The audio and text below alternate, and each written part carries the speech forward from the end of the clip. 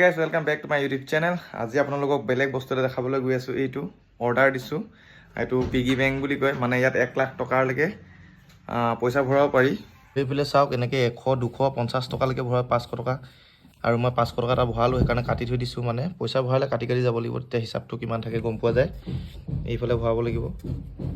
ইয়াৰ দামটো লৈছিলে 399। আৰু গাইছ, সেইদিনাখন 500 ভৰাইছিলো, আৰু আজি 500 টকা ভৰাই থৈ যাওঁ। পিছত 1 লাখ টকা হ'বই লাগিব, আৰু কলমটো লাগিব নহয় কাটিবলৈ। আৰু গাইছ, এতিয়া 500 টকা এটা ভৰাওঁ। সেইদিনাখন 500 টকা এটা ভৰাইছিলো, আৰু আজি মানে ভিডিঅ'টো বনাইছো কাৰণে আজি 500 টকা এটা ভৰাই দিওঁ। আৰু ইয়াত মানে দাগটো দি থ'ব লাগিব, তেতিয়া গম পাব কিমান টকা সোমাইছে কি নাই। এয়া এইটো মেঘালীক দি দিছো। মেঘালীয়ে যেতিয়া 1 লাখ হ'ব তেতিয়া মানে উলিয়াম আৰু।